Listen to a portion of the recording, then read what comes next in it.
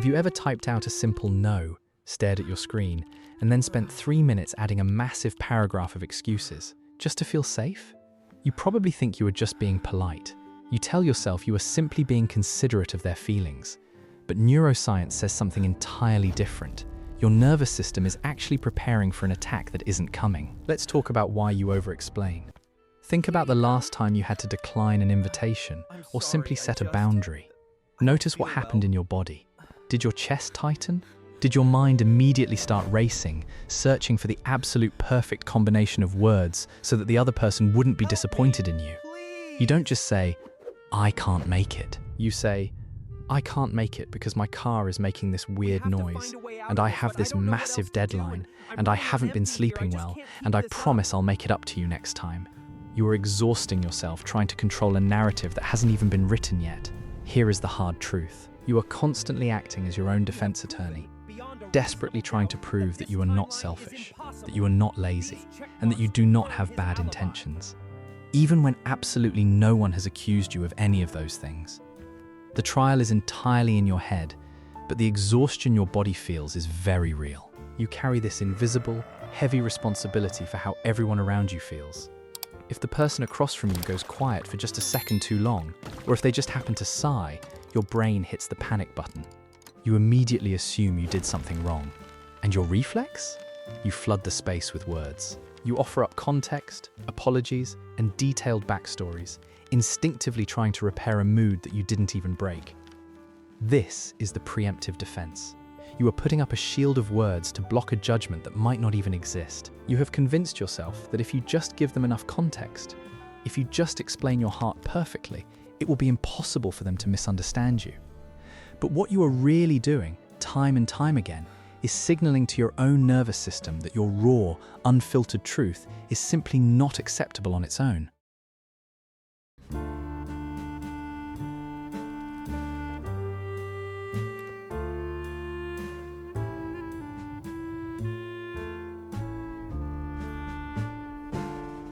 To your nervous system, being misunderstood by someone isn't just a minor social annoyance. It is a full-blown survival threat. It is a terrifying emotional echo of a time when being misunderstood meant you were about to be punished, yelled at, or completely stripped of affection. Let's look at the anatomy of a misunderstanding and where this intense panic actually comes from. Because I need you to know something right now. You were not born with this crippling compulsion to over-explain. This is a learned behavior. It is a survival mechanism wrapped in a symptom. If you trace this back, you will almost always find a childhood environment where your baseline reality was constantly questioned. Think back. Did you grow up in a home where you were never given the benefit of the doubt? If you made a simple mistake, it wasn't just a mistake. It was treated as a fundamental character flaw that needed to be interrogated. You couldn't just be tired. You were accused of being lazy and ungrateful. You couldn't just want to be alone in your room. You were accused of having an attitude or hiding something. You were constantly put on the witness stand in your own living room, forced to cross-examine your own innocent intentions before adults who had often already decided you were guilty. Or perhaps you grew up with highly unpredictable, emotionally volatile caregivers. You never knew what mood was walking through the front door. You learned that to keep the peace, to keep yourself safe from a sudden emotional explosion, you had to anticipate their anger and disarm it before it even happened. In that toxic environment, your developing brain learned a very dangerous, very specific rule. Your existence, your choices, and your boundaries are not inherently valid. They are not enough on their own. They must be justified. Every single action you take must have a bulletproof, logically sound reason attached to it, or you are in imminent danger. Fast forward to today. You are an adult. You are technically safe, but your body does not know that. When a friend sends a slightly dry text message, or a coworker gives you a confused look, your brain doesn't just see a modern-day, harmless miscommunication. It experiences a visceral emotional flashback. The stakes suddenly feel unimaginably high. The fear center of your brain hijacks your logic and screams, "They are misunderstanding us. If they misunderstand us, they will think we are bad. If they think we are bad, they will abandon us. Fix it. Fix it right now." This is a trauma reaction known as the fawn response. People talk a lot about fight, flight, and freeze, but fawning is the sneaky one. It is the act of appeasing and people-pleasing a perceived threat to avoid conflict at all costs. For you, words are no longer just a tool for communication. Words are a protective shield. You use long-winded explanations to manage the emotions of the people around you. You over-explain, hoping that if you just lay out every single microscopic detail of your thought process, the other person will finally see your innocence. You are desperately trying to control their perception of you, because in your past, someone else's negative perception of you meant that you were going to suffer. You are not talking too much because you are annoying or insecure. You are talking because a wounded part of you is trying to buy safety. Let's talk about the illusion of context. You keep adding background information, details, and backstory because your brain naively believes one core thing. If they just understand my reasons perfectly, they can't possibly be mad at me. If I can just paint the full picture of my intentions, I will be safe from their judgment. But that is a trap. It is a psychological illusion. You are operating under the deeply ingrained, completely false belief that you must be understood 100% of the time by 100% of the people in your life. You treat communication like a math equation. You think, if I just provide enough variables, if I just explain how busy I am, how tired I am, or how hard I tried, the other person will logically arrive at the exact same conclusion I did. They will finally validate me. But here is the painful reality. You cannot explain someone into empathy if they are committed to misunderstanding you. And more importantly, you shouldn't have to. When you over-explain a simple boundary, you are subconsciously revealing a profound sense of powerlessness. Deep down, you don't actually feel like you have the inherent right to make a decision for your own life. When you say no and immediately follow it up with a 5-minute justification, you are not actually informing the other person. You are asking for their permission. You are handing them your boundary on a silver platter and saying, "Is this okay? Do you approve of my reason for saying no? Will you please validate my right to be exhausted?" Think about the immense mental energy this takes. You have incredibly high empathy for everyone else's potential reaction, but zero empathy for your own limits. You run complex simulations in your head before you even send a text message. You try to predict how they will read it, what tone they will imagine, how their past experiences might make them misinterpret your words. You are carrying the emotional weight of two people in a single conversation. You are managing your own stress, and you are trying to meticulously manage their emotional response. It is no wonder you feel so completely drained at the end of the day. It is a tragic form of self-betrayal.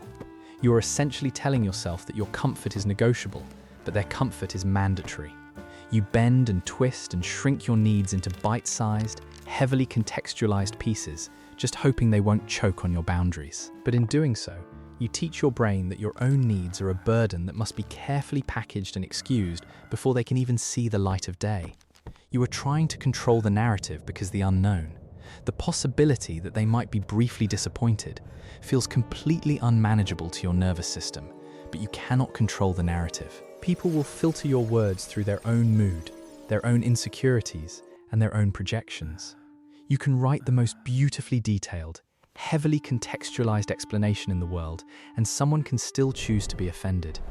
You have to realize that adding context does not make your boundaries more valid. Your boundaries are valid simply because you exist and because you decided them. You do not need a panel of judges to review your reasons for needing rest, needing space, or simply not wanting to do something. The context you are so desperately trying to provide is often just the sound of you abandoning your own authority. Let's talk about the most dangerous consequence of this habit.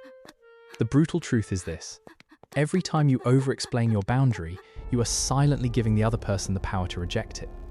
You are stepping into the predator's playground. Think about what a boundary actually is. A boundary is a statement of fact about what you will or will not tolerate. I can't take on this extra project right now. I am not going to attend that event. I need some space tonight. That is a boundary. It is a locked door. But the moment you add a "because" to the end of that sentence, you are taking the key to that locked door and handing it to the person standing outside.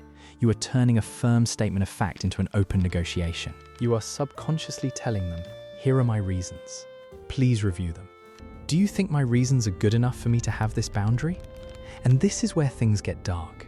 Because when you do this, you become an absolute magnet for highly manipulative people. Individuals with narcissistic traits or a deep need for control do not look for strong, silent people. They look for over-explainers. They actively seek out people who are desperate to be understood. Why? Because an over-explainer will do all the heavy lifting for them. When a manipulative person challenges your boundary or simply gives you the silent treatment, they know exactly what you are going to do. You are going to panic. You are going to flood them with paragraphs of explanation. You are going to reveal all your insecurities, all your fears, and all your self-doubt, just trying to get them to see your side of the story. And the manipulator will just sit back, listen calmly, and collect all that data. They will let you put yourself on trial. They realize that they don't even have to respect your boundary, because they know you don't even respect it yourself unless they grant you permission to. Have you ever been in an argument where you are crying, talking a mile a minute, bringing up specific dates and times, desperately trying to prove your reality, while the other person is just staring at you, completely calm, maybe even rolling their eyes? That is the dynamic. They have weaponized your need to be understood. They have made you look like the frantic, unstable one, simply because you care so much about clarity. You think you are building a bridge of understanding, but to a controlling person, you are just handing them a map of all your weak spots. You are showing them exactly what buttons to push to make you back down. You have essentially told them, if you just pretend to misunderstand me a little bit longer, I will eventually cave, apologize, and abandon my own needs just to make you comfortable again. Healthy people do not require a PowerPoint presentation to respect your no. Healthy people hear your no, and they accept it. They might be disappointed, but they don't require you to submit an essay of justification. If someone in your life constantly requires you to explain your basic needs until you are blue in the face, you need to understand something right now. They are not trying to understand you. They are trying to exhaust you. This is the paradox of the preemptive defense. You over-explain to protect yourself. But in reality, nothing leaves you more exposed, more vulnerable, and more open to manipulation than feeling like you owe the world an explanation for your own existence. Let's talk about how you actually fix this. If you have ever tried to stop over-explaining, you have probably been given the most frustrating, useless advice on the internet. Just talk less, or just say no and walk away.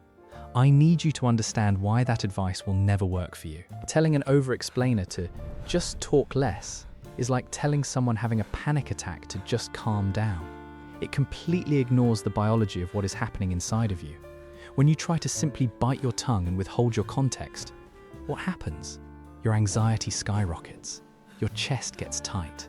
Your brain starts running 1,000,000 miles an hour, predicting all the terrible things the other person is thinking about you right in that exact moment. You aren't actually healing. You are just white-knuckling your way through a trauma response. True healing from the fawning response is not about forcing yourself into silence. It is about building a completely new architecture of safety within your own nervous system. You have to teach your body, not just your logical mind, but your physical body, that being misunderstood is no longer a dangerous thing. Right now, your brain deeply equates being misunderstood with being abandoned or punished. To break that neurological link, you have to do something incredibly uncomfortable. You have to allow yourself to be misunderstood on purpose and then simply survive it. In cognitive behavioral therapy, this is similar to exposure therapy. You don't start by setting a massive, life-altering boundary with the most toxic person in your family without explaining yourself. That would overwhelm your system. You start incredibly small. The next time a casual acquaintance asks you to do a favor that you do not want to do, I want you to say, "I won't be able to do that, but thank you for thinking of me." And this is the most crucial part of the work. I want you to put your phone down or close your mouth and just sit in the agonizing discomfort of the silence that follows. Your brain is going to scream at you. It will tell you that they think you are a terrible, selfish person. It will beg you to send a follow-up text explaining how busy your week is, how your dog is sick, or how tired you are. Do not send it. Just breathe through the anxiety. Notice the physical sensations in your body. Notice that the room isn't spinning. Notice that nobody is coming to yell at you. Notice that you are perfectly safe, even if someone out there might be slightly disappointed in you. Let's talk about the internal dialogue that happens in that quiet space. When you don't explain, you are left alone with yourself. For a long time, you have used the act of explaining as a way to distract yourself from your own self-doubt. If you can convince them that your choice is valid, then you finally get to believe it yourself. You have outsourced your self-worth to their reaction. To build true internal safety, you must become your own validator. When the urge to over-explain rises up, I want you to redirect all of that intense, frantic energy inward. Instead of explaining to them why you are tired, affirm it to yourself. Say internally, I am exhausted. I have the right to be exhausted. That is enough. You must become the emotionally safe caregiver to your own nervous system. The one who says, I believe you, without ever demanding a cross-examination. Every single time you survive that external discomfort without rushing in to fix it with an explanation, you are rewiring your amygdala. You are physically changing your brain. You are building distress tolerance. You are proving to yourself that someone else's minor disappointment is not a lethal threat to your existence. You have to recognize that your constant need to explain is rooted in a fundamental disbelief in your own sovereignty. You are treating yourself like a child who still needs a permission slip from the adults to take up space in the world. But you are the adult now. You hold the pen. You write the permission slips. You have the inherent right to your time, your energy, and your preferences simply because you exist. You do not owe anyone a PowerPoint presentation detailing your exhaustion before you are allowed to rest. You do not owe anyone a tragic backstory before you are allowed to say no to a date. When you stop giving people your reasons, something magical happens. You force them to deal with your reality. It takes immense courage to stand in your truth without decorating it in apologies and context. It means accepting that some people will judge you. Some people will think you are cold. Some people who are used to walking all over your boundaries will get very, very angry when you stop handing them the key. Let them. Let them be angry. Let them misunderstand you. Their reaction is a reflection of their emotional maturity, not a reflection of your worth. Building this safety architecture means waking up every day and making a radical, quiet commitment to yourself. I will no longer abandon my own reality just to make someone else's reality more comfortable. Let's try an experiment. The next time you feel that familiar, frantic urge to explain yourself rising in your chest, I want you to try something radical. I want you to let yourself be misunderstood, just for a moment, and I want you to watch what happens. You will realize that the world does not actually end. For your entire life, you have carried this exhausting belief that your worth is somehow tied to your ability to perfectly articulate your intentions. You thought that if you could just find the exact right combination of words, you would finally earn the right to exist without guilt. But the core of true healing is realizing that you no longer need to prove your value to anyone, not even to yourself. You have spent so much time and energy trying to be digestible for other people. You have watered down your truth, packaged your boundaries in apologies, and offered up endless context just to make sure you didn't take up too much emotional space. But peace does not come from being perfectly understood by everyone around you. Peace comes from being completely okay with the fact that some people will simply never understand you, and that is their problem, not yours. There is a profound, quiet power in a short answer. A simple no, without a paragraph of justification attached to it, is the highest form of self-respect. It is you finally telling your nervous system, we are safe now. We do not need to testify in court today. We are allowed to just be. You are no longer that child trying to desperately avoid a storm. You are an adult, standing on solid ground, and your reality is valid simply because it is yours. You do not have to explain your exhaustion. You do not have to justify your need for space. You do not have to apologize for simply having boundaries. Drop the heavy armor of words. The people who truly love you and are meant to be in your life will not require a dissertation to respect your boundaries.